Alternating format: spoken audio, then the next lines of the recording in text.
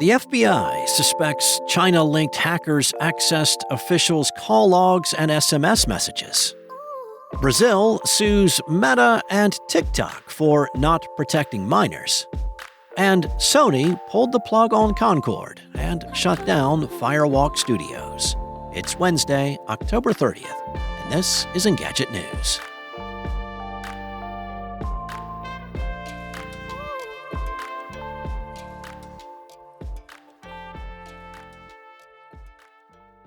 Late last week, the FBI and Cybersecurity and Infrastructure Security Agency confirmed they were investigating the unauthorized access to commercial telecommunications infrastructure by actors affiliated with the People's Republic of China. At the same time, the New York Times reported that phones used by Donald Trump, J.D. Vance, and Kamala Harris's campaign staff were among the targets, though it was unclear what data the group may have been able to access. Now, the New York Times has new details about the extent of the hack, which is reportedly linked to a Chinese group known as Salt Typhoon. According to the Times, aides to President Joe Biden, as well as Trump's family members, were also targeted, in addition to diplomats and other government officials. Even more concerning, though, is what the hackers may have been able to access. From the report, FBI investigators think the hackers may have been able to access unencrypted SMS text messages on the targeted devices, as well as call logs, according to people familiar with the investigation. They said there was also evidence indicating that audio communications were captured, though it was not immediately clear whether that meant voicemail or phone call conversations. The Cybersecurity and Infrastructure Security Agency said last week in a joint statement with the FBI that the investigation was ongoing and that the affected companies and other potential victims had been notified. At least 10 companies, including Verizon and AT&T, were impacted. That's according to the Washington Post. A spokesperson for AT&T declined to comment. Verizon did not immediately respond to questions, but previously told the Times the company was aware that a highly sophisticated nation-state actor has reportedly targeted several U.S. telecommunications providers to gather intelligence. Meta and TikTok are once again in hot water for allegedly failing to protect minors or limit their use on the platforms. The Collective Defense Institute, a consumer rights group in Brazil, has issued 2 lawsuits against Meta, TikTok, and Quai, another short video platform from China, to the Brazilian equivalent of $525.8 million. The lawsuits pull from some of the many studies demonstrating the risk of social media use.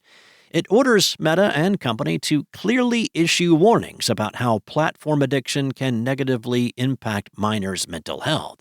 It also calls for the companies to lay out detailed data protection mechanisms. This is far from the first lawsuit for Meta or TikTok regarding the safety of minors. Late last year, New Mexico sued Meta for not protecting children in a claim that both Facebook and Instagram suggested sexual content to minors. 1 month later, it was revealed that in a 2021 internal memo, Meta had found over 100,000 child users faced daily harassment. Yet, Meta executives rejected recommended algorithm redesigns. Earlier this month, 14 attorneys general sued TikTok for falsely claiming its platform is safe for young people. These are just 2 of the many suits filed against social media platforms for not protecting young users. Meta recently created teen accounts on Instagram that are mandatory for all users under 16. They have stricter privacy settings and require parent approval for any changes. However, these accounts are not yet available in Brazil, though Meta claims they will be soon. A statement from Meta said it wants young people to have safe and age-appropriate experiences on their apps, and they have been working on those issues for over a decade, developing more than 50 tools, resources, and features to support teens and their guardians. Notably, Brazil has recently squared off with Elon Musk's X for refusing to block profiles that the government claimed promoted election misinformation.